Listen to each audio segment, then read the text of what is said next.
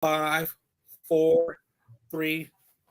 Hello, everyone, and welcome to another episode of the Black Spinner Music Podcast. And today, joining me today is the great Mark Alden Taylor from so many hats that he wears here um, in the podcast world and in the music world. So let's get started. He is also for the BS sessions from with Mark Jerry with Charles Trainer. He also has a great radio show on that metal station on Tuesdays from 5:30 p.m. Pacific time to about 11:30 Pacific time. Also, he's also the host, well, co-host of the Freeform Rock podcast, which is a great podcast. They always feature a different album every week, and they also play their favorite tracks on there. It's a great show. Check it out. It's available on all podcast wherever you get your podcasts, Except Spotify. except Spotify. But I don't. Apple and all the other places you'll be able Yeah, to find them. just do a So Google search, you'll find it. yeah. So welcome to the show, Mark. How are you today, sir? I'm doing great, man. I'm just stressed out about my baseball team. That's about it. Yeah, yeah, mine's a little bit behind right now, but it's all right. But what we're doing today is we are ranking all studio albums by Tom Petty and the Heartbreakers. There's a couple in there that are so-called solo Tom Petty albums, but there's only one or two Heartbreakers missing, so they couldn't use the name. But we are going to touch on those as well. But only Tom Petty and Heartbreaker studio albums. We have left off their live albums, which there's Boo. I mean, they are fantastic. I know I Yeah, they left are. them off, but if you want to hear Tom Petty in all their glory, live is the way to go. Mike Campbell really stretches out Oh, on the yeah, it live is. track, especially with the rest of the band and with Benmont Tench on keyboards. They really do work these songs out. All Yeah, the right. only the only one who wasn't on the solo albums was Stan Lynch, and that's why Right. he kind of left the band because he was pissed off. Yeah. Yeah, Yeah, it was Stan Lynch that wasn't on there, and he was replaced by someone by I forget his name, but he's in the band, or he Steve was in the Ferroni. band too. Yes, he was in the Oh, band. he's an excellent Yeah, drummer, but yes, Stan yes. Lynch had that freaking that like what do you call like Geezer Butler, that jazzy kind of feel. That and he played that jazz, but with the second drummer, they did stretch out their music more. Yeah, they more like Which we are jamming. yeah, they started to stretch out their songs, and not just in the live setting, but especially in the studio albums, which we'll talk about when we get to it. So, anything else you want to add, buddy? No, it's just like this is like if you listen to the Freeform Walk Show on thatmetalstation.com, you always get a twofer by Tom Petty and the Heartbreakers, and they're not even my favorite band. And they're one of my favorite bands, but you always got to play two by Tom. Oh yeah, Yeah. I mean that's the only way to go. Tom Petty is one of the greatest. Well, Tom Petty and the Heartbreakers are one of the greatest American rock bands out there.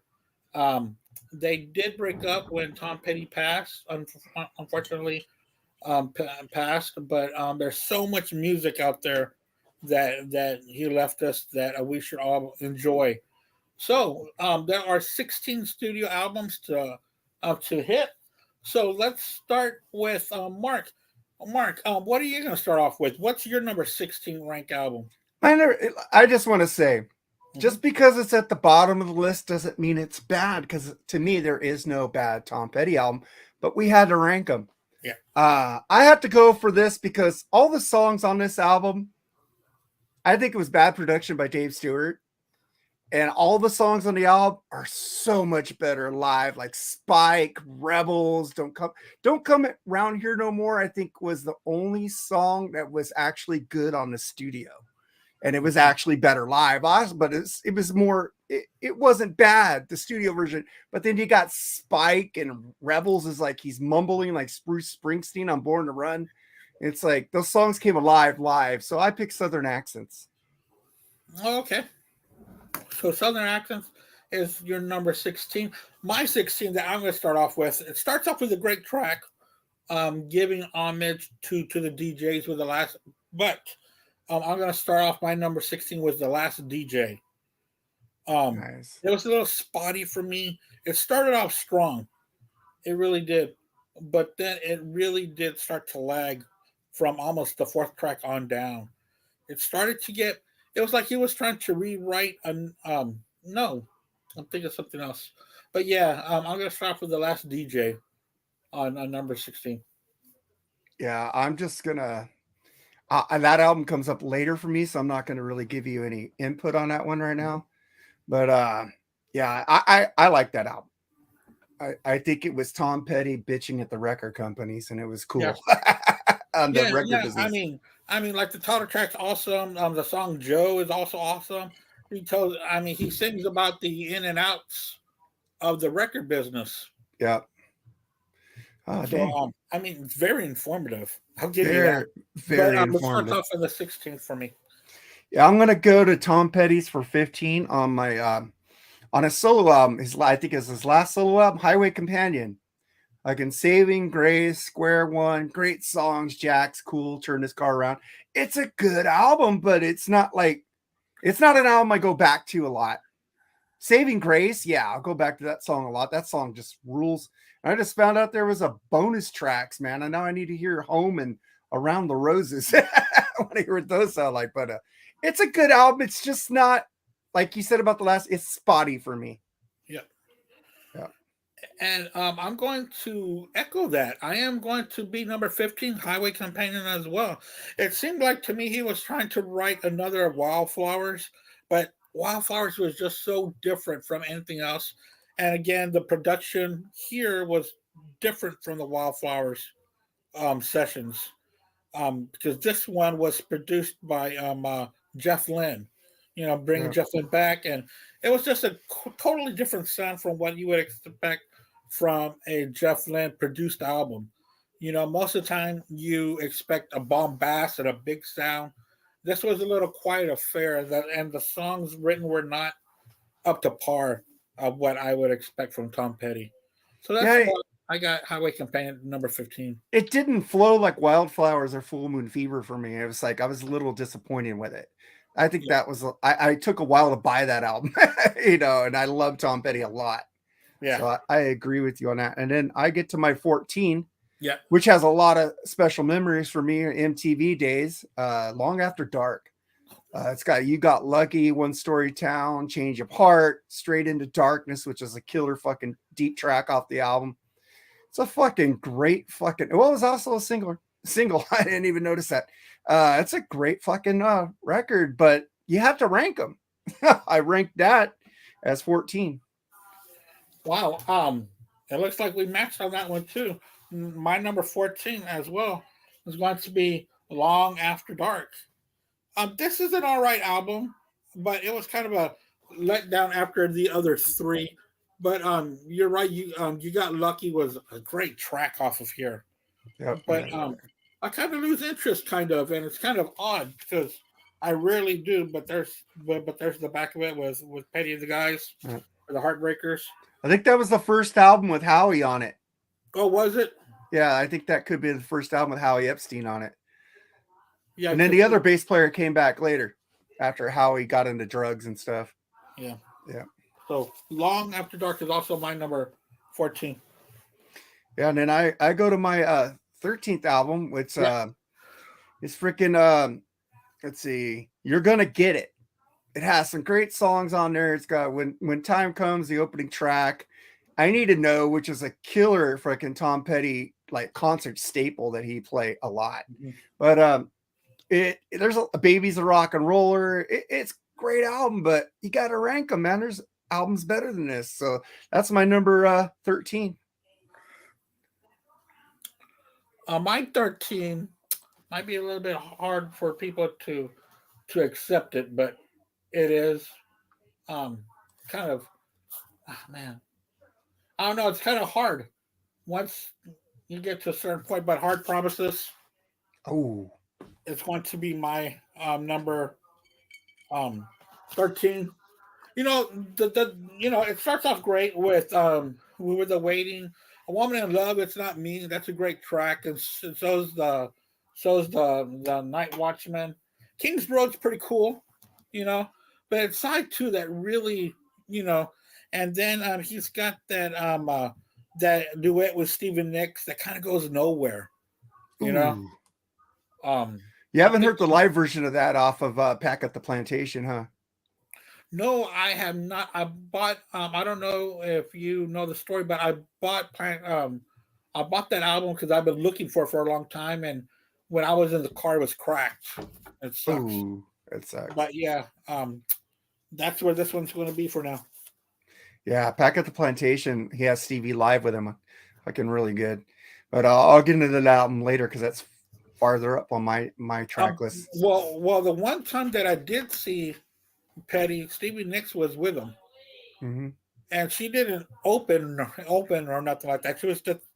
She was the backing vocals for the night, which was really cool, man. Mm-hmm. Yeah, that was a good one.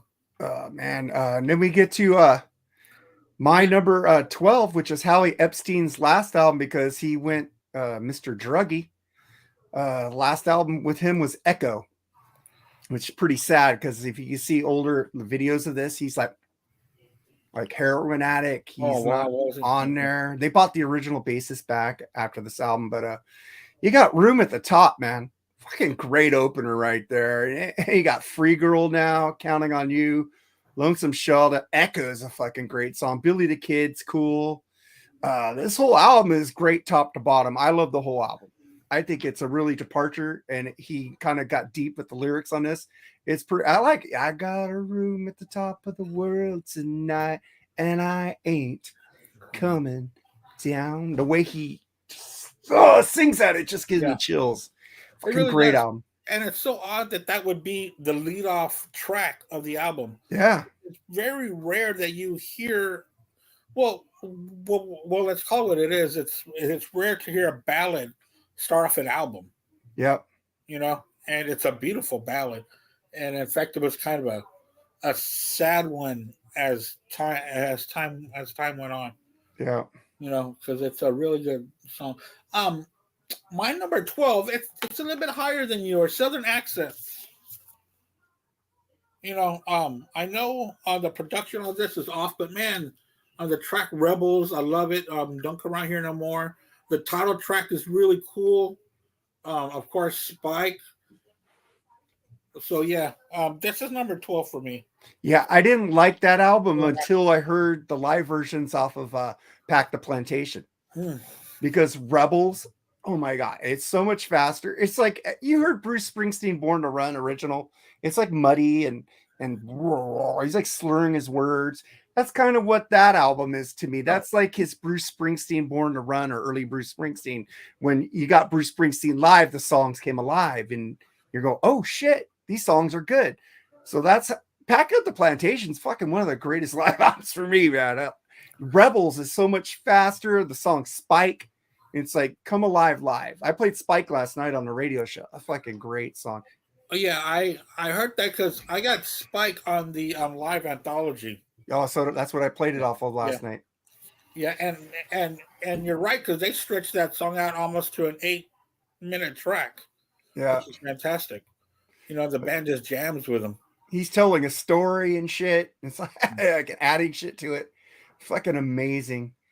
Yeah, I like it when he starts to ad lib when he's live and the band just goes with him. It's like you never know which way he's going to go. How many times were you able to see him live? 7.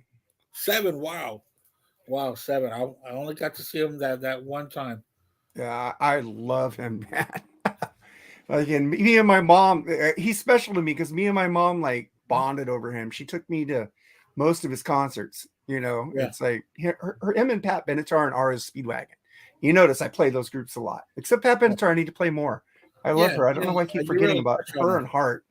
But just great artist to see live. His like he could get an audience just like go like this, and they just go wow. He doesn't have to say shit. He just motions to them like.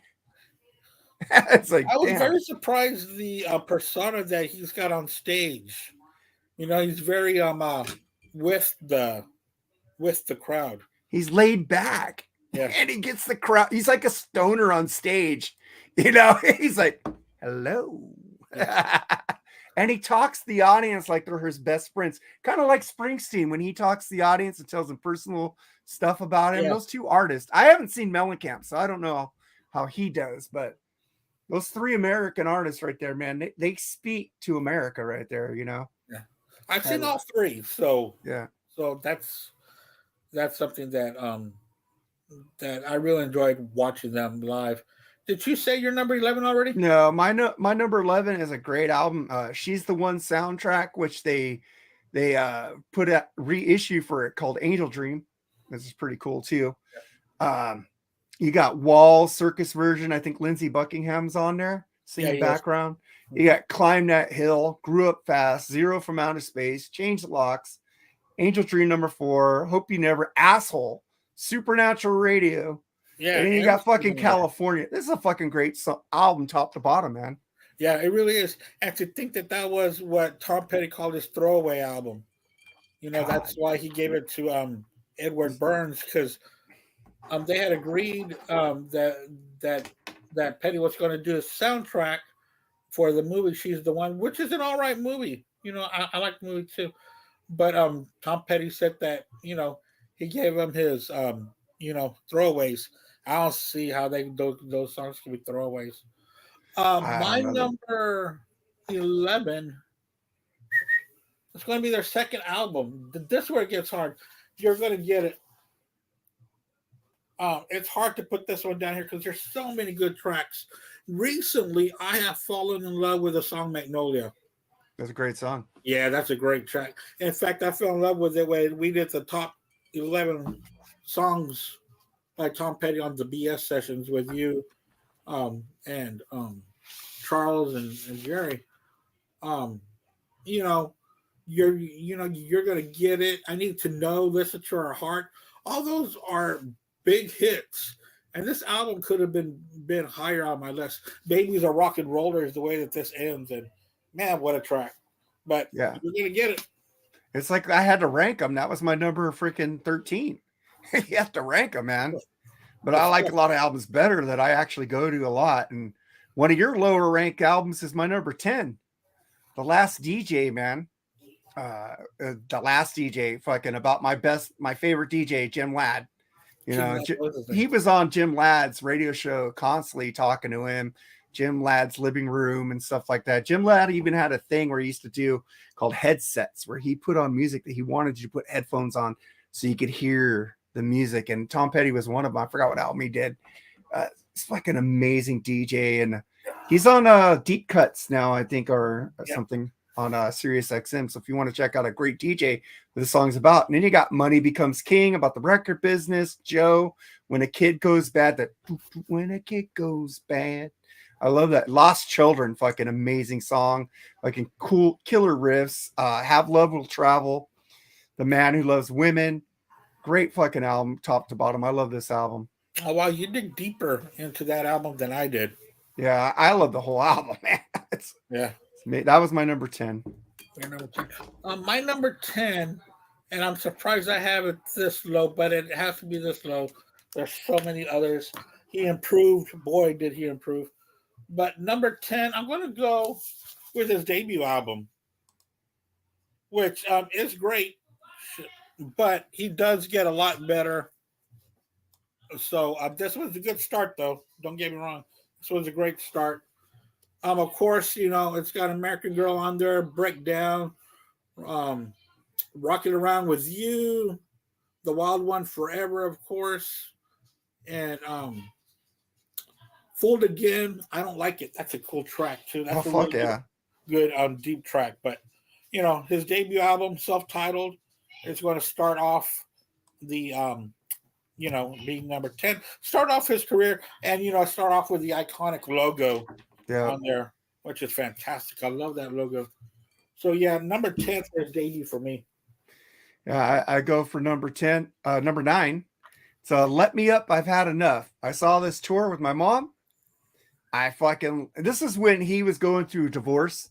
So, all these songs are fucking mean and he's pissed off at the media because of bringing up his fucking divorce, and you got Jamming Me, you know, take back your Eddie Murphy, give them all some place to go. I fucking Love is fucking vigor and fucking Yes. piss on this album.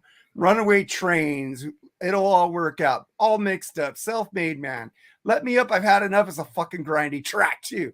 Fucking love that album, man. I Good really memories on love it. the title of the album, Let Me Up. I've had enough. Yeah. Love that, you know? It was him being pissed off. The Yeah. media's fucking talking about his divorce, bugging him about it. He's just, I think his house burned down. It's like a lot of shit going down with him on that album, man. Oh, wow. Well, I knew about the divorce, but I didn't know about the Yeah, I about think his his house. house caught on fire too, man. So man, again, more power to him to have this title of an album. Let me up. You Yeah. know, I've had enough, please. It's like I have a friend who gets pissed off when I talk about Taylor Swift.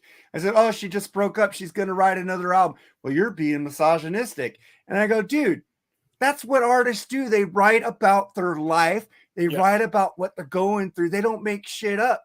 There's nothing wrong with her doing that. I'm not making fun of her about that." It's like, dude, that's what artists do. Yeah, and especially since she's a songwriter, she's going to write what she knows, which Yeah, is that's fine. about rock music of songwriters, because we can follow their life of what they've gone through, and the excitement of being in the music business, the disappointment of being in the record business, the disappointment that comes to your family, but also redemption. You know, so it's so fun to hear these writings.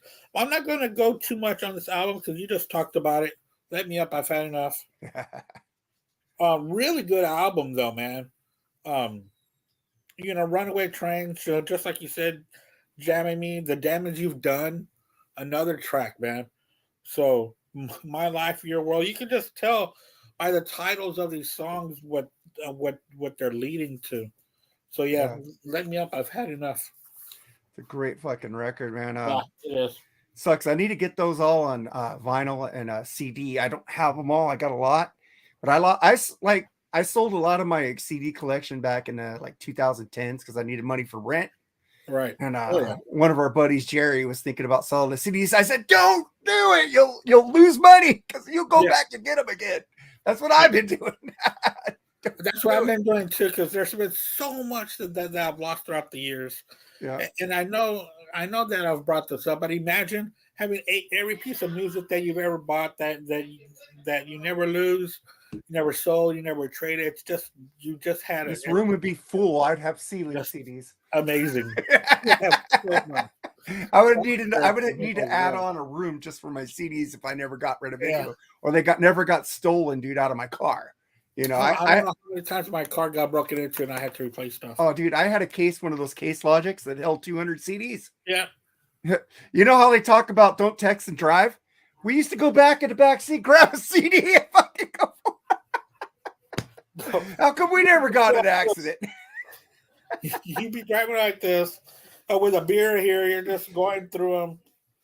And sometimes you'd be going to a CD. This is our friend Wayne Newton's band, Severed Angel. We go through a CD, we open it up, and go, "Wait, that's not that CD. That's Tom Petty." And then you go to the Tom Petty CD. Well, that's not Tom Petty. You just had a trail of CDs you had to fix because you didn't have time to put them back in the right cases. Well, no, you're driving. You would just change them out and put the next one in. It's like my friend goes, "Hey, your suicidal tendencies, but what is the Tom Petty doing in his suicidal tendencies?" Oh, what's this Ariel Speedwagon doing in here? I know. It happened a lot, dude.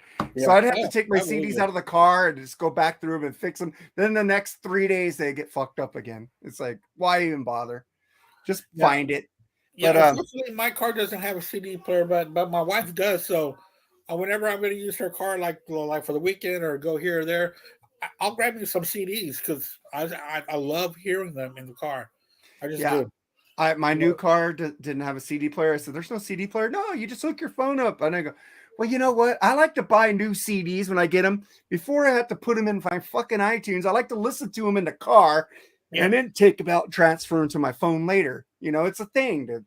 I can't do that anymore. It's so depressing." Yeah. I really like having the hard copies in my hands, and also CDs, the albums, the cassettes do sound so much better than streaming. I do stream constantly, while I'm at work, because they told me I couldn't bring my record player anymore because I bought a for You real. bring your record player?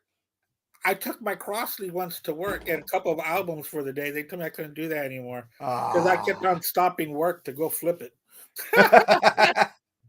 It'd be cool if they had a record player that flipped your record for you, like they did with those old laser discs where it played both sides.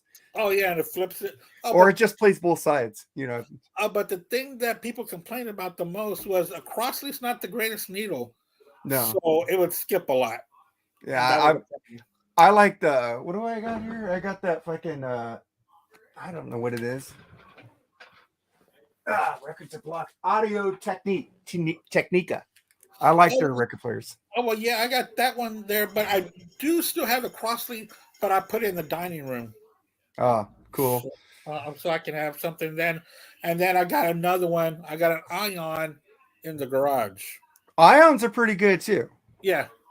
But I like the Audio Technica because you could just buy a 4-pack of needles. It's like, really, huh? I gotta try that because I hate it when a needle breaks and I gotta take it somewhere, put it on, because I don't have the delicate hands to do it. I shake too much. I lose patience. I fucking pull shit off. The last time I pulled off almost the whole head just to change. All it does is you slide it off, right? Or pops right off. That's what I've done it once. I haven't changed this needle yet, but I had to write Audio Technica and they told me what needle to use. It's like a generic one, but they work pretty good. But one day I bought a record player where you could do the tone arm thing, where you could adjust the toner. I used to have that. I couldn't figure it out. I'm dumb. So I sent it back and got this one. Because it had a different weight on it, It had a weight and measure. Yeah. And I could never get it right. And sometimes I'd get pissed off. And then sometimes it would be playing in my head that, something's not right. That's not the way it should sound. I just said, fuck it. I mean, that's what I did. I couldn't figure it out. It wouldn't play right. And then I have that Beastie Boys Ill Communication record on the first fucking track. It hops. So I just put a penny on top of my needle and it worked. It's weird. But then I get to my number 8, which was the last Tom Petty album ever released, called Hypnotic Eye. It also debuted on the Billboard Top 200 at number 1 with sales of 131,000 copies in the United States. This guy was still on top of his game, man. Yeah. And the original bass player was Ron Blair. He came back to be in after he was on Hard Promises. I think that was his last album with the Heartbreakers. It's Hard Promises. But yeah, man, Ron Blair, it's pretty sad, dude. It's like he played that last concerts over here at the Hollywood Bowl, which I hope get released, like the live albums and the video. But I couldn't get tickets and I was sad. And the next week he died. I was like, what the fuck? I was like, but you got like American Dream, Plan B, Fault Lines, Red Rover, Full Grown Boy. This whole album is fucking amazing. I love the whole thing. He went out with a bang, dude. And yeah, he really did. That's my number 9, man. Hypnotic Eye.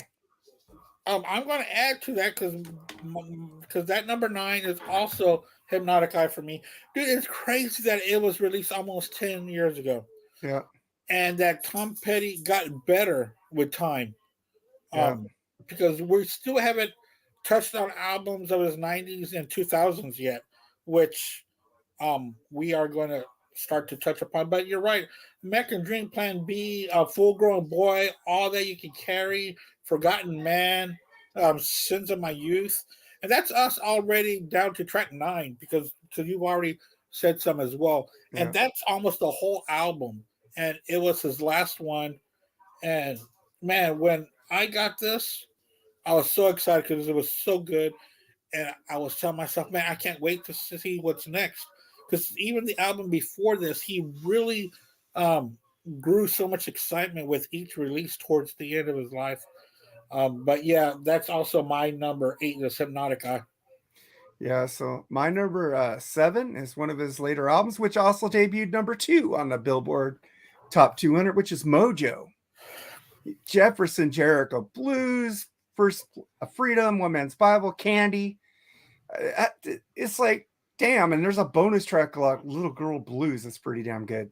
Album went over 68 minutes. People talk about, oh, I don't need an album over an hour. We need the power of 10.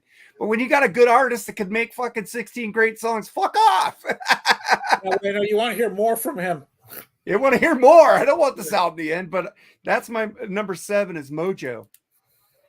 My number 7 is one that you already spoke about, Echo. I love Echo. I think Echo is so good.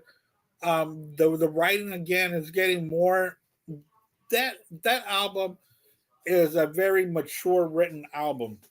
It really is, and I love all the songs, especially A Room at the Top and Free Girl Now, and I think it's got Swingin' is also on there, which was also a good track.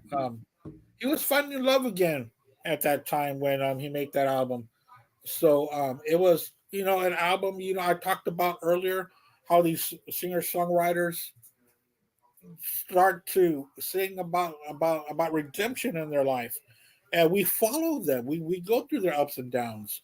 That's why when it comes to rock and roll singer-songwriters, we love it. It gives us a look inside their lives. And, there's no better way to do it than with music. So that's my number 7 is Echo. I think that's why we appreciate these singer-songwriters, but the good ones, not the fucking adult contemporary ones. Fuck the James Taylors. I like Tom Petty. I like Neil Young. I like Bruce Springsteen. I like John Mellencamp, I like ones that rock. Yeah. Well, I do like James Taylor, but the thing with James Taylor is that he doesn't write too much about his life. It's more, good songs, but not as personal as these guys get. And plus his voice is like, you need to go to sleep, put on a James Taylor album, you'll fall asleep in 5 minutes. That voice is just slow. Oh God. He would be perfect for like a lullaby album for babies. Oh God, yeah. They did a Van Halen one for that. I go, what? How'd that happen? But all right. I wonder what songs were on there. And in fact, I've got a U2 one. Oh, nice. Yeah, I've got a U2 sings the lullabies of U2. Nice. It's a beautiful day. Charles hates that song. Oh, I played that at my wedding. That's what that was the last song we played at our wedding was Beautiful Day. But, that song is about the environment, right? Yeah, I know, but still. Nobody, it's like such a it sounds like such a happy song, but read the lyrics. Oh no. I know exactly what it's about, but it sounds good for a wedding as well. I'm pretty sure the wedding goers weren't. Hey, wait a minute, these lyrics don't go with this wedding. Me and my wife danced to "Time Stands Still" by Rush. So, yeah. But, we played "Pour Some Sugar on Me" when we cut the cake. Nice, Charles loves you. About that. That's one of my favorite episodes, man. We were so drunk on that episode. It was like they were going off. I was like saying, "You guys suck." It was awesome. But then I get to my number, 6? I go to the first album, Tom Petty and the Heartbreakers, "Rockin' Around with You." Breakdown, one of the songs that never left the set. Oh wow, that one of the songs that the audience, he would just go, and the audience would go, "Breakdown, don't let it." They would sing back to him, man. He would just go, or he would just stop singing and they would just start singing with him. When an artist, I don't know, I've heard artists say when an audience sings their songs back to them, it's like you made it. It's like it's there. It's ingrained in their DNA. Breakdown is ingrained in my DNA, and plus fucking American Girl. Everybody sings American Girl in concert too. It's like, well, it was in the fucking movie Silence of the Lambs with the girl singing it. It's a fucking great movie. Won't fooled again, and I like it. I love this fucking whole album. It rules. So that's my number 6. When a crowd sings a song back to them, it's gotta make them feel good that every word that they wrote their of what was going on at that moment. Again, songwriters, and you have thousands of people sing it right back to you because that song also means so much to them. It's just an amazing feeling. It's an amazing feeling when you're at a show and that's being done. When they're singing the song, And you're the one singing it with them. yeah, it's great. And I didn't even write it, but it makes me feel good because there's thousands of other people around me that feel the same way that I do about this song. It's just a great feeling. It's like when I play this song on that metalstation.com, I never go to the studio version. I go to the live version. And Matthew Warner commented, the live version is the best of this song ever. And I go, because the audience is there, man. It's like so much energy in the audience on this song. Yeah. I'll probably throw on the anthology live here for the next couple of days because it's a long one. Yeah. I played 2 of those last night. Yeah. Oh yeah, I heard it. I think I stayed up a little bit with you till I think after the Kinks is when I let go. Yeah, you heard what's that band? 3 Doors Down. You said I gotta break out those CDs. And I was like, yeah. 3 Doors Down. 3 Doors Down. Man, that was 2003, 2004. Yeah. Yeah, because I try to play songs that after Tom Petty, I try to play songs that kind of go with him, like the Beatles, the Rolling Stones, Theodore's Down. I try to get in, then I get into the harder metal towards the end.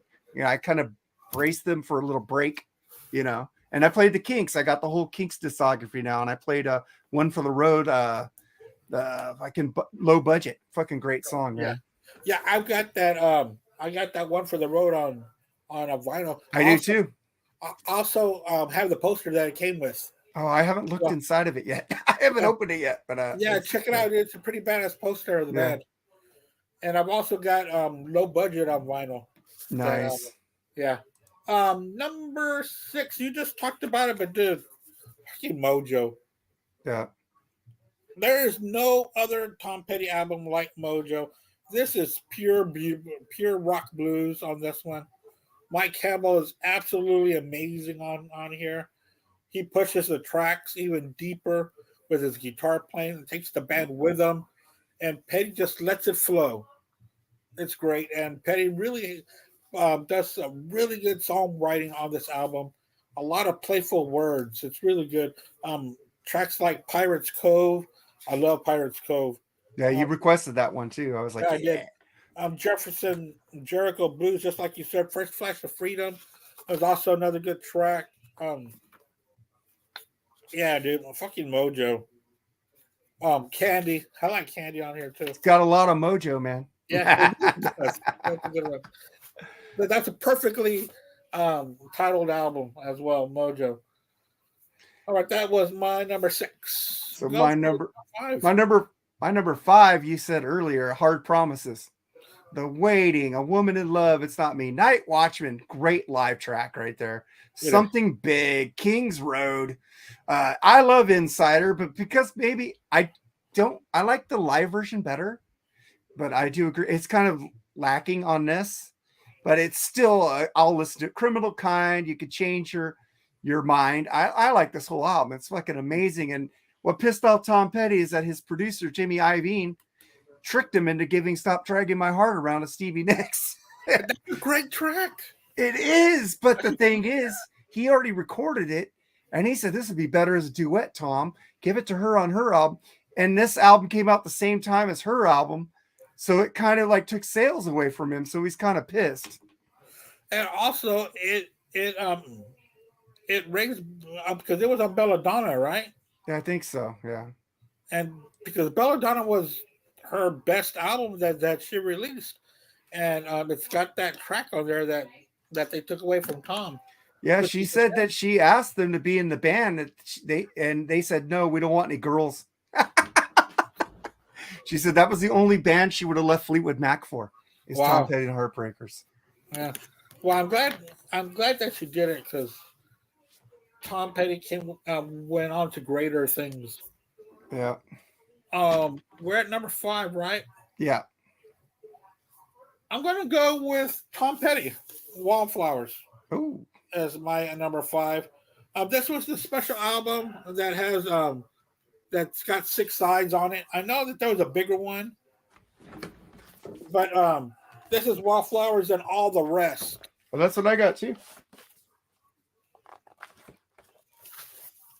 And sometimes this might have been higher up, but right now this is where it's at.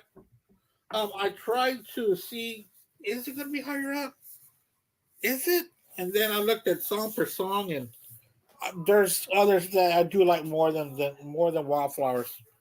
But that's nothing to take away from Wildflowers. Wildflowers is an amazing album, and it was released, almost 20 years from his debut album. That doesn't happen. No. When artists release an album 20 years later, most of the time they're ignored. But if you noticed, we've listened to Tom Petty a lot, but he changed the gears throughout his career to keep it fresh, to keep it going. His first 2 or 3 albums, that they were, companions to each other, but then he changed it around and came out with different sounds. And his last 2 albums were 1 and 2 on the charts. Yeah. Who does that? Exactly. Who does that over 20 years later? Because Hypnotic Eye was 2014. Yeah. When his debut was, 76, 77? Yeah, around there, yeah. Around there. Dude, that's a long time. And then you come back out with an album like this. An album like Hypnotic Eye and like Mojo that hit number 1 and number 2 without that much fanfare. And you know what I mean? And the media wasn't talking about Tom Petty and the Heartbreakers at that time. His fans wanted those albums. And because they were good.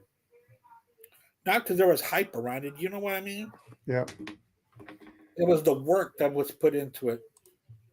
Well, another walk-off by the Reds, 2-run home run to end the game. I think my Stros lost after all because someone... No, you won. Really? Yeah, you won. It was 2-1. No, we were losing 3-2. Oh, okay. My bad. No, that's all right. I'm pissed off right now. Because it's Thor's fault, man. That guy needs to be released now. I don't think we should call him Thor anymore. No, he doesn't. That hair. He's like fucking the dude from the Bible who lost his hair. Just cut your hair off, man. Fucking suck. God, you had a fucking 6. What do you had? A 6-2 lead. God damn it. Yeah, dude. So, and like what's going on with Jacob deGrom right now. That's why you do not.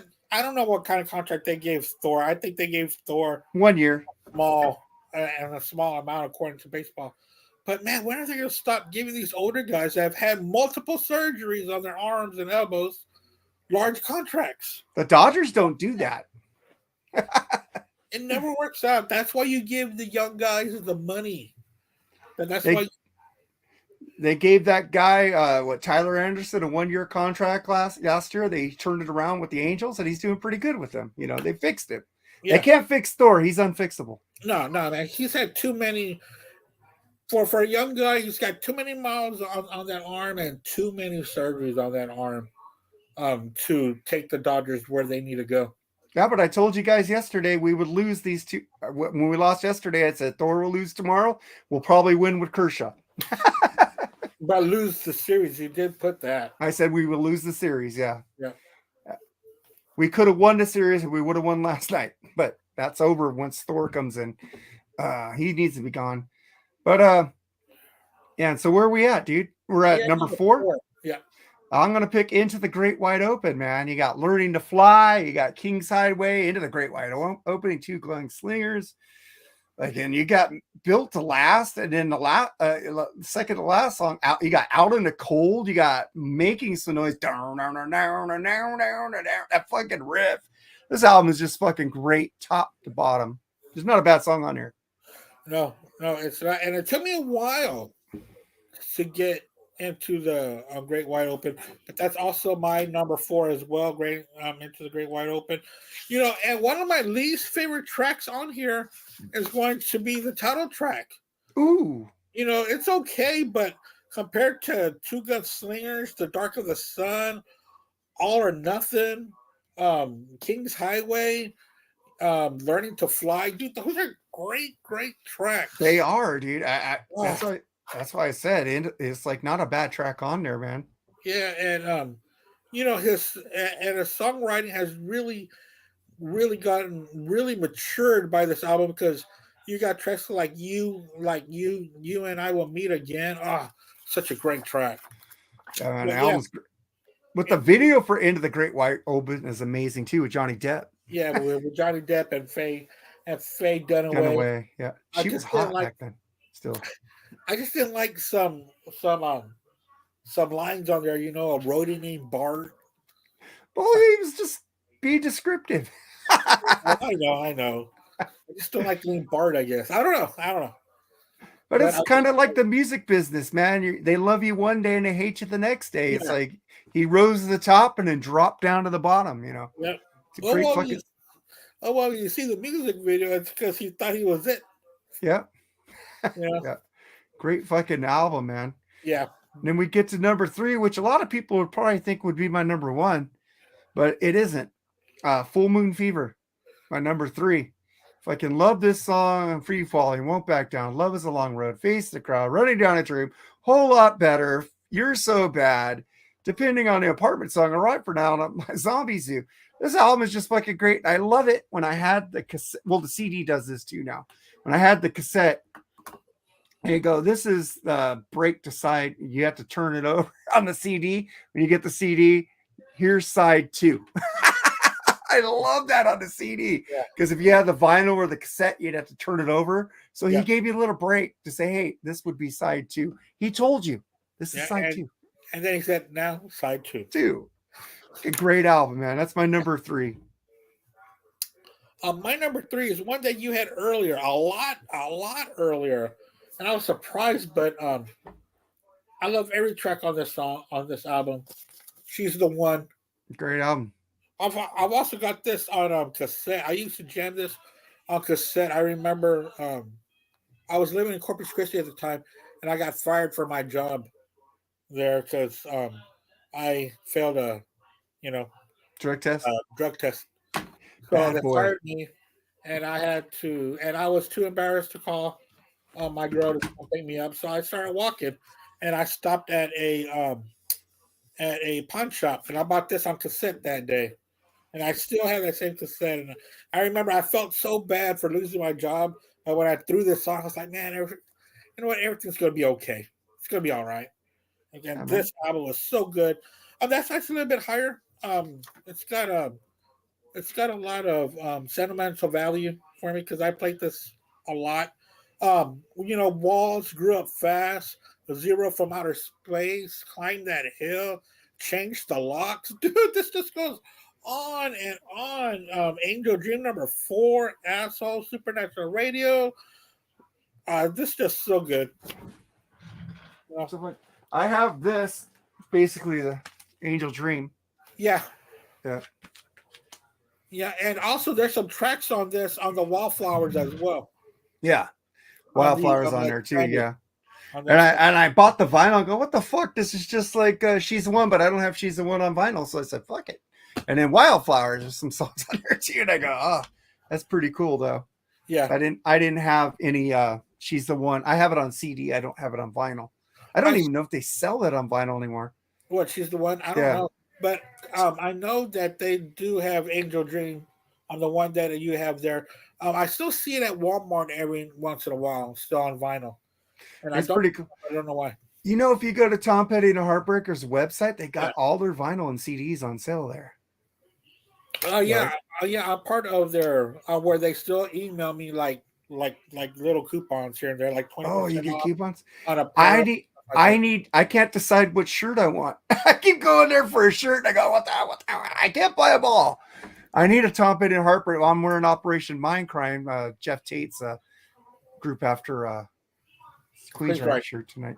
I didn't have a Tom Petty shirt. I feel so bad.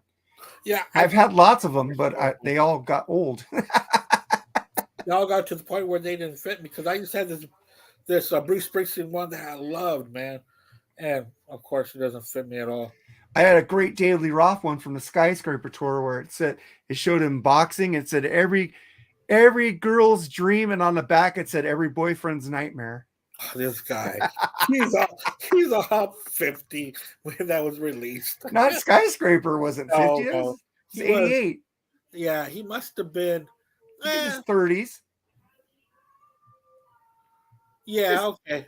30s. Yeah, That was a mid-30s. great show, man.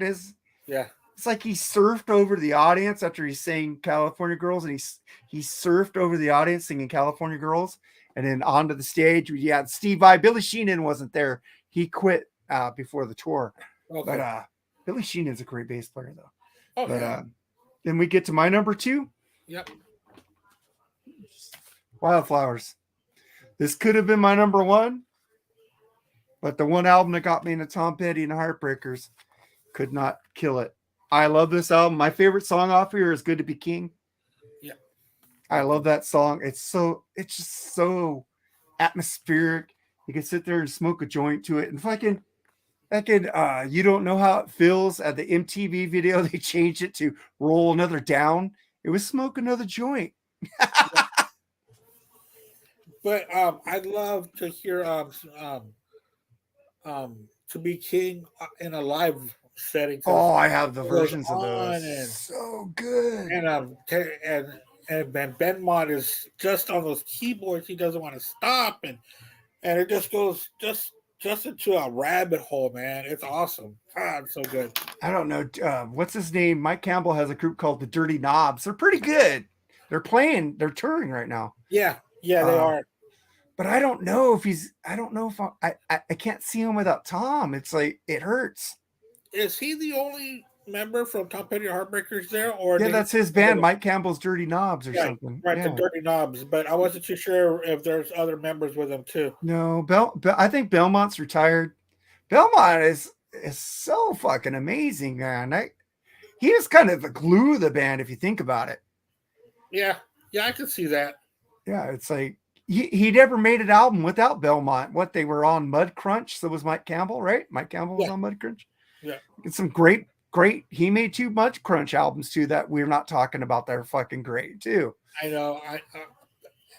And the reason why we're not talking about it, and I do have to say, is because unfortunately, I'm not that well versed in Mud Crunch, and I really do need to be, and I'm not. Unfortunately, you need to check out Mud Crunch 1 and 2.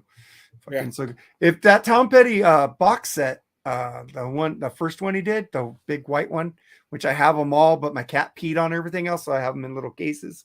That's the long player one, right? The long box one, yeah. It has some Mud Crunch songs on there. Okay. Before the Mud Crunch albums, and they have the original version of "Don't Stop Dragging My Heart Around" on there too. All by themselves. But just Tom Petty, yeah. Oh, it's called Playback. Yeah, great fucking. Like each disc is named a different thing. One's called Good Booty, All the Hits or something. It's like pretty cool. Good Booty is like all the old stuff. It's like pretty cool, that version.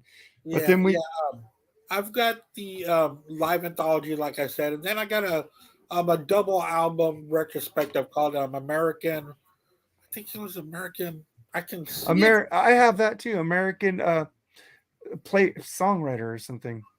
I have that too. That's fucking awesome. Yeah. Damn it, it's here somewhere. Good. It's on CD. It's a cool set. Yeah, it's cool because Mike Campbell and the daughter and the mom got together and they're releasing a lot of stuff from the vaults. Oh, wow. Huh. Which I'm hoping that whoever's handling Prince's shit would get in his vaults and start releasing shit. I'm waiting for that. No, it sounds like right now that Prince stuff, even though I'm not the biggest fan, I am one to admit that. Sounds like there's a lot of infighting going on over there. Oh, yeah. A lot.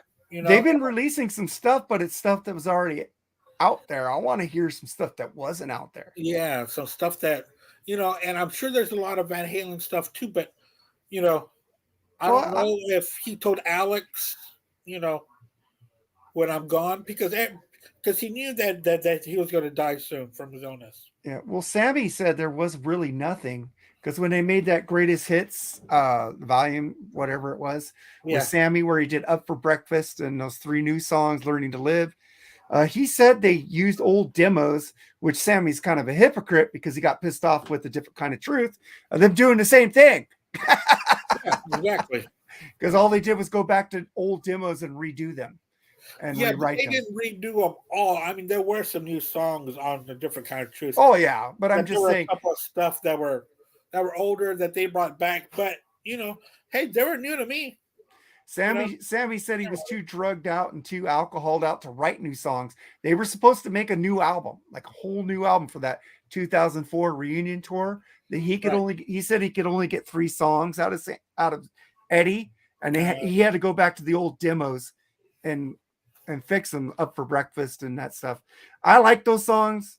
A lot of people call him shit. I think he just sucks because he keeps talking ill of the dead. Just stop. Yeah, you just, especially when it's bad that you're talking ill about the dead, that they cannot defend themselves or tell them their side of the story. But dude, you're talking about an icon that people adore, that a musician that introduced rock music to us, Yeah. especially that brand of rock music. With MTV and hard rock and guitar players, where guitar solos were so important because of him, and you're shitting on him. That's not right. Yeah. Yeah, I don't like it. And the first clue to you is that Alex Van Halen will not talk to him. So, And you thought that Alex was always the Ringo Starr, the one that will just go along with everything. oh Just, no. But no, yeah, Alex is kind of Eddie beholden to Alex, believe it or not. yeah. So that was my number 2, Wildflowers. Yeah, my number 2. We're flipping things around here a little bit. It's going to be Full Moon Fever. Nice. That's my number 2. I've got another version of this on CD, but it's pretty cool because it's a 2-sided CD. It's got this and Traveling Wilburys one on the same Oh, CD. nice. I don't have that on CD. I love that Yeah, album. I don't yeah, like because this. I don't like volume 2, 3 at all. I always had 1 and 3 on a cassette. So now I've got them on CD, and it's really cool that this has. Also, it's weird because it has Traveling Wilburys 4.5, which Oh, I don't know what the hell that is. I don't know either. Yeah, I got. Now I want to buy that version on CD. I have the original version on CD. But man, the tracks on here, that's made him, again. He came back from, because this was in the early '90s, and he was all over MTV. Tom Petty was all over MTV at the time. Free Falling, I Won't Back Down, A Face of the Crowd. God, I love A Face Great of the song. Crowd. Running Down a Dream, and then on side 2, after now side 2, I feel a whole lot better, which is a Birds. Yeah, he Cover. loved Roger McGuinn. He even produced Roger McGuinn albums. So, Oh yeah, well you can tell by the guitar tone of how much he loved Tom Petty. And there goes Scribble again, Slayer, better than Tom Petty. what? Fuck you, Scribble. Also, Hey, go get your pussy, dude. Shut up. Go ahead. Also, when we were doing Black Sabbath, Black Sabbath better than the Beatles. I was like, oh come on. Oh God, dude. He's on some pussy or some crack. Something. Crack. Yeah, the Apartment song is a really good track. So yes. I used to live in a 2-room apartment. What a great song. Dude, I used to listen to that song all the time when I lived in my 1-bedroom apartment. But I would jam the hell out of some Tom Petty at that time. But go for it. What review are you talking about? What review are you talking about? Oh, fucking Kid Rock? Well, fucking, I don't know, dude. I will do it. I love Kid Rock, but fuck. Yeah, that album, dude, plus You're So Bad, I think is my favorite song off that album. My sister got lucky, married a yuppie, took him for all he was worth. Now she's a swinger, dating a singer. I can't decide which is worse. Fucking great song. But then we get to our number 1. I think we both matched. We should probably say it together here. Yeah, let's go. Damn the torpedoes. Dude, this is my fucking crack to Tom Petty. This and You Got Lucky. It's like, God, Refugee, Here Comes My Girl, Here Even comes a my girl. Loser, Shadow of a Doubt, Complex Kids, Century City, Don't Do Me Like That, Second Sight. You tell me, what are you doing in my life? What are you doing in my life? Fucking great fucking shit. And then he ended with Louisiana Rain. This is a fucking perfect 10 fucking bong rips out of 10 bong rips right here, man. Oh yeah, in 2003 when I first met my wife, she's from Louisiana. So when we first started dating, I played Louisiana Rain like constantly. You know, just a great album, man. Just Dude, just so good. It is my favorite by them. I jam this a lot still. Um, the bonus edition's cool too. It's got like some cool shit on there. oh really? Casadega. That's on the box set too. Playback. Casadega demo and shit.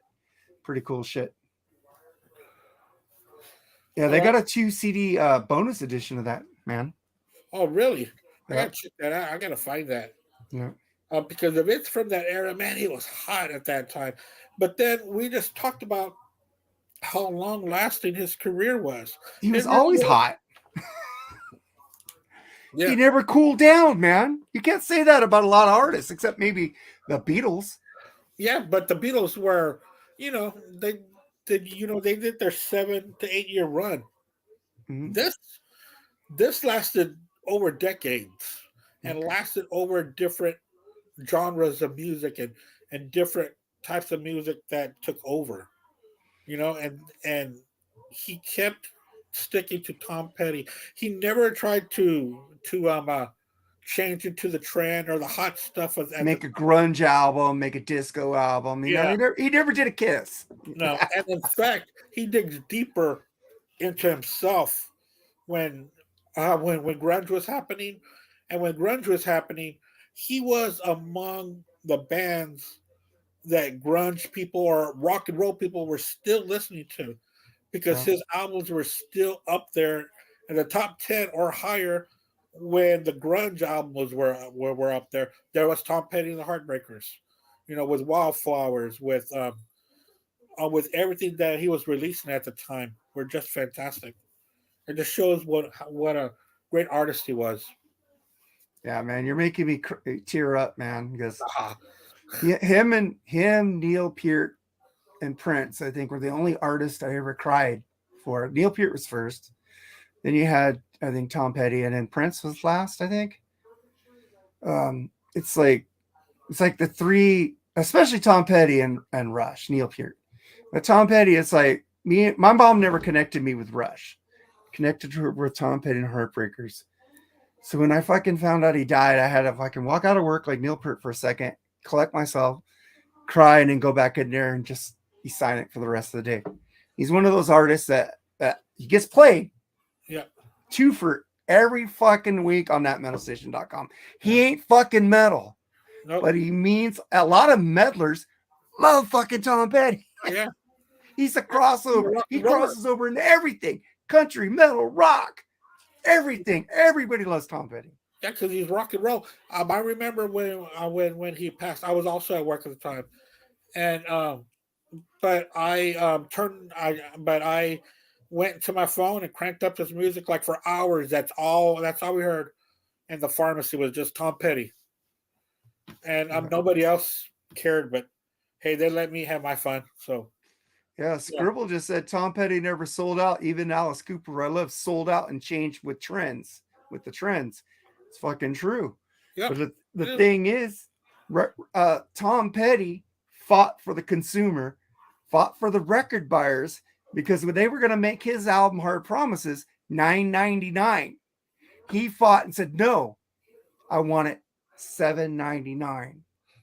That's what the album should be sold for. He broke his hand in the studio fighting the record company. He thought he could never play guitar again. He's the dude fucking fought for his fans. fought for the record. He fought against the record company. He stood up for what is right. You can't say that about a lot of artists, except No, Rush. Yeah. and that was hard promises that he made them bring the price Yeah. down to $7.99. Yes. And you pay attention to the album, isn't he like in a record store Yep. on the cover? Yep. Sure is. Death metal should be never doing Tom Petty Heartbreakers, Scribble. Fuck that shit. That's like fucking, what's that band you like? Fucking, oh, what's that band you like? Limp Bizkit doing Rush. No. Limp Bizkit should never try Rush. Maybe the guitar player could do Alex, but the drummer can't handle Neil. All right. Okay, go ahead. All right. Well, that concludes our show. Thanks a lot for joining me, Mark. This was fun. I know that we've been wanting to do this Tom Petty album ranking. Tomorrow, be sure to catch Mark on the BS sessions. They are going to be doing 11 bands that they hate. 11 bands we think suck. Oh, okay. Think that they suck. And it's going to be him with Jerry and, of course, Charles Trainer. And they're going to have a couple guests with them. I think it's Eric, RNPC Jordan. It's going to be with them. Travis Peralta. Yeah. So that's going to be a fun show. Check that out. I know I'll be watching because I want to see which bands they think suck. And probably bands I like. There's some bands I just thought of that didn't make my list. I won't tell you now. And also, I know why you're scared, Scribble, but I ain't gonna say it. I'm no previews. He said he's scared to watch it. Yeah, because there's probably going to be Limp Bizkit all the way around. Hey, I didn't say shit. That might not even be on my list. Just letting you know. But next week here is a very special show.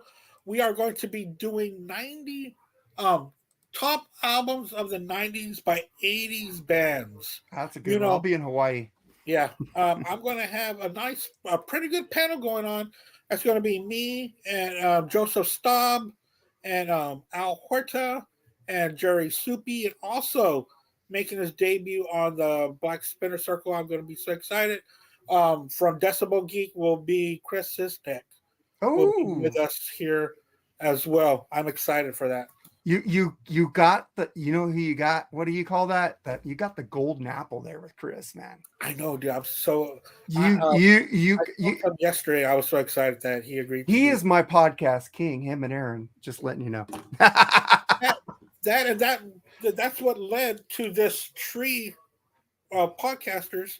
It started from there and branched out because we wanted. It started with Decibel Geek, then went to the Rock and Metal Combat podcast, and then apparently I poached from that podcast.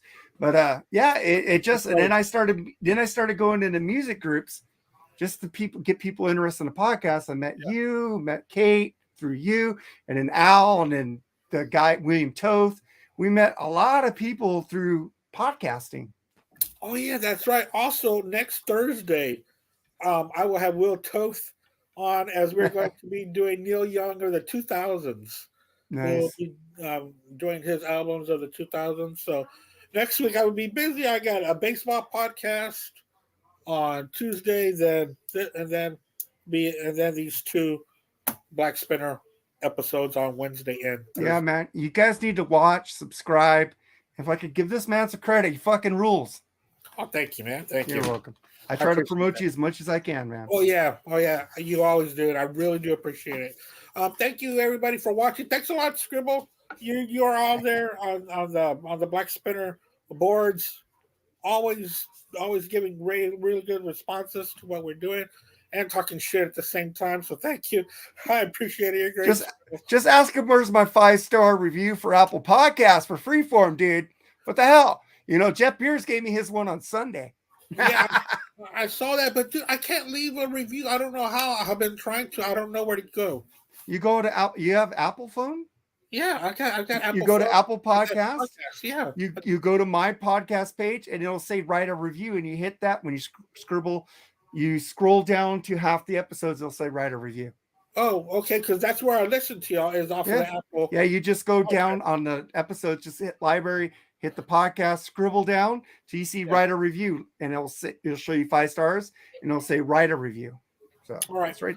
I will try it again after I play Gin Rummy on there. Okay. Guys, I will talk to y'all later. Mark, I'll talk to you throughout the week. And y'all have a fun time in Hawaii. What part of Hawaii y'all going to? I keep forgetting, dude. I think it's Oahu. I don't know. I have to always ask my wife, where are we going, wife, again? Oh, dude, that's the same thing with me when I go on vacation. I always have to ask my wife. She has all the notes. Why do I have to keep track? What date are we going on? What date are we leaving? What date do I need to ask for a vacation from work? Exactly. That's me. Scribble, 5-star review now. All right, go ahead. And in fact, we are going to be going to Utah. So I'm going to have dinner with Brad Dahl, which is going to be real nice, which will be next month when I go to Utah. And hopefully I'll be able to see you in person when we go to LA the 3rd week of October. All right, guys. Thank you so much. Black Spinner Circle, thank you for watching. Go to my YouTube. This also on YouTube. Subscribe and like. And I really do appreciate you all, especially all of y'all that watch me every week. I really do appreciate it. And my guests appreciate it. And we all thank you. Thanks a lot, Mark. Take it easy, man. All right. Bye, everyone.